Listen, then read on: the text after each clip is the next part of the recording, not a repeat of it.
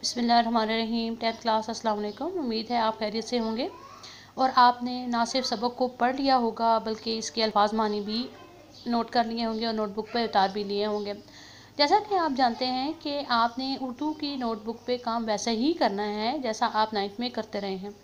एक आप title page बनाएंगे जिसके ऊपर आप सबक का नाम लिखेंगे, उसके मुसन्निफ़ का नाम और उस किताब का नाम जिससे सबक लिया गया वो लिखेंगे। उसके बाद आपने मुसन्निफ़ की तारीख़ वफ़ात और पैदाइश लिखनी है। फिर आप अल्फाज मानी पे आ जाएंगे जो आपने नोटबुक पे करनी है। हर 4 अल्फाज के मानी लिखने के बाद आपने एक लाइन छोड़ देनी है। फिर मज़ीद आप इसी तरह आगे बढ़ते जाएंगे। फिर हम मशकी सवालात पे आ जाएंगे। मशकी सवालात की हेडिंग आप ब्लू मार्कर से देने के बाद ब्लैक पॉइंटर से आप सवाल लिखेंगे और आज हम इन्हीं सवालों के जवाब करेंगे। मैं आपको सवालों के जवाब साथ साथ बताती जाऊँगी जिन्हें आप नोट करते जाएंगे। तो अपने काम को शुरू करते हैं। पहला सवाल है, मिर्ज़ा मोहम्मद सईद किस लिए लिखते थे? मिर्ज़ा साहब अपनी तस्कीन के लिए लिखते थे, वो बग़ैर मुआवजे के आला मकसद के लिए लिखते थे। दूसरा सवाल है, लाहौर के पब्लिशरों के साथ मिर्ज़ा साहब का रवैया कैसा था?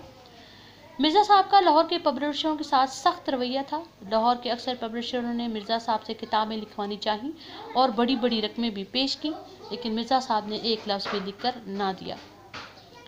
मिर्ज़ा साहब की मारकतुल आरा किताब का नाम और मर्तबा बयान करें। मिर्ज़ा साहब की मारकतुल आरा किताब का नाम मज़हब और बातनियत है और ये ऐसी आला दर्जे की किताब है कि अगर उर्दू की 100 उम्दा किताबें छांटी जाएँ तो उसमें इस किताब को लाजमी शामिल करना पड़ेगा। किताब का नाम जब आप लिखेंगे तो आप उसे बोल्ड लिखेंगे। मिर्ज़ा साहब की किन 2 कौमी शख्सियात से अजीज़दारी थी? मिर्ज़ा साहब की सर सैयद अहमद खान और इनके करीबी दोस्त और साथी मुंशी ज़काउल्लाह से अजीज़दारी थी। शख्सियात के नाम भी आप बोल्ड लिखेंगे। मिर्ज़ा साहब ने किस कॉलेज में तदरीस के फ़राइज़ सर अंजाम दिए? मिर्ज़ा साहब ने गवर्नमेंट कॉलेज लाहौर में अंग्रेज़ी के प्रोफेसर के तौर पर तदरीस के फ़राइज़ सर अंजाम दिए। कॉलेज का नाम भी आप बोर्ड लिखेंगे। मिर्ज़ा साहब का सबसे बड़ा मशगला क्या था? मिर्ज़ा साहब का सबसे बड़ा मशगला मुताला कुतुब था। वो अपनी पेंशन का बड़ा हिस्सा किताबें खरीदने में सर्फ करते थे। मशगले को भी बोर्ड लिखिएगा। मुसन्निफ़ के प्रोग्राम दानिश किताब में शिरकत की दरख्वास्त पर मिर्ज़ा साहब ने क्या जवाब दिया? मिर्ज़ा साहब ने फरमाया, अब जो मिर्ज़ा साहब ने जो जवाब दिया उसे आप ब्लू पेन से ही लिखेंगे, लेकिन इन्वर्टेड कॉमास में। आदमी शोहरत के लिए कोई काम करता है ना या दौलत के लिए। मुझे सताइश की ज़रूरत है ना उसकी।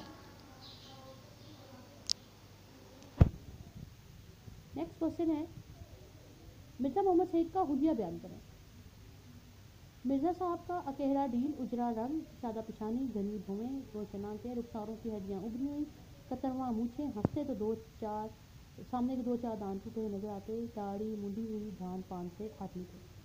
मिर्ज़ा साहब के दोनों नावलों के नाम लिखे। मिर्ज़ा साहब के दोनों नावलों के नाम है जी यास्मीन और ख्वाबे हस्ती। पितरस बुखारी से मिर्ज़ा साहब के ताल्लुक़ को अपने अल्फाज में बयान करें। पितरस बुखारी मिर्ज़ा साहब के शागिर्द थे। मिर्ज़ा साहब का पितरस बुखारी पर बड़ा रोब और दबदबा था। मिर्ज़ा साहब की तकरीरों में इस्लाह पर मिर्ज़ा साहब इनसे नाराज़ हो गए और फरमाया, तुम्हें इस्लाह देने के बाद मुझे ये मंजूर नहीं कि तुम्हारे शागिर्द मुझे इस्लाह दें। पितरस बुखारी जितना एहतराम मिर्ज़ा साहब का करते थे, इतना एहतराम तो लोग वासराय हिंद का भी नहीं करते थे। पितरस बुखारी गैर मामूली काबिलियत जहानत के बावजूद मिर्ज़ा साहब की इल्मियत के आगे अपने आप को हीच समझते थे। नेक्स्ट क्वेश्चन है आपका, आलम की मौत होती है। इस जुमले की वजाहत करनी है, ये आपका इंपॉर्टेंट क्वेश्चन है। एक इल्मी शख्सियत की मौत से दुनिया को बहुत नुकसान पहुंचता है। वो अपने इल्म की रोशनी से बहुत से इदारों और इंसानों को मुनव्वर करता है। इसकी वफात सिर्फ एक अकेले इंसान की मौत नहीं होती बल्कि इन इदारों की भी मौत होती है जो उससे फैज़ हासिल कर रहे होते हैं। एक आलिम हज़ारों इंसानों की रहनुमाई करता है और इसकी वफात से वो सब फैज़याबी से महरूम हो जाते हैं। इनकी खेतियाँ खुश्क हो जाती हैं और प्यास बुझाने वाला कोई नहीं होता। ये अब हो गए जी आपके सवालों के जवाब। MCQs आपको नज़र आ रहे होंगे, यहाँ पे मैंने किए हुए हैं। नेक्स्ट टाइम आप लोग खुद ही करेंगे। अब नेक्स्ट क्वेश्चन नंबर 5 जो है वो सामने आपको नज़र आ रहा होगा। अल्फाज और तरकीब की वजाहत जुमलों में इस्तेमाल के ज़रिए कीजिए। ये अल्फाज लिखे हुए हैं जिनके आपने जुमले बनाने हैं। आपने ये जुमले खुद बनाने हैं। फिर सवाल नंबर 6 देखिएगा। इन अल्फाज पर एराब लगा कर इनका तलफ़्फ़ुज़ वाज़ेह करें और आपने ये एराब भी खुद लगाने हैं। अगर हम नेक्स्ट पेज पे जाते हैं तो यहाँ पे आपको खाका की डेफिनेशन नज़र आएगी। इन सब कामों के बाद आपने खाका की तारीफ़ की हेडिंग देके खाका की तारीफ़ लिखनी है, क्योंकि ये तारीफ़ भी आ सकती है और इसमें से आपके पेपर में MCQs भी आते हैं। नेक्स्ट जो चीज़ है वो वही है जुमला इसमी और फेलियर जो आप 9th में करते आए हैं, आपकी बुक में मौजूद है। उसके बाद खाका की डेफिनेशन लिखने के बाद आपने जुमला इसमिया और फेलियर की तारीफ़ और मिसालें लिखनी है।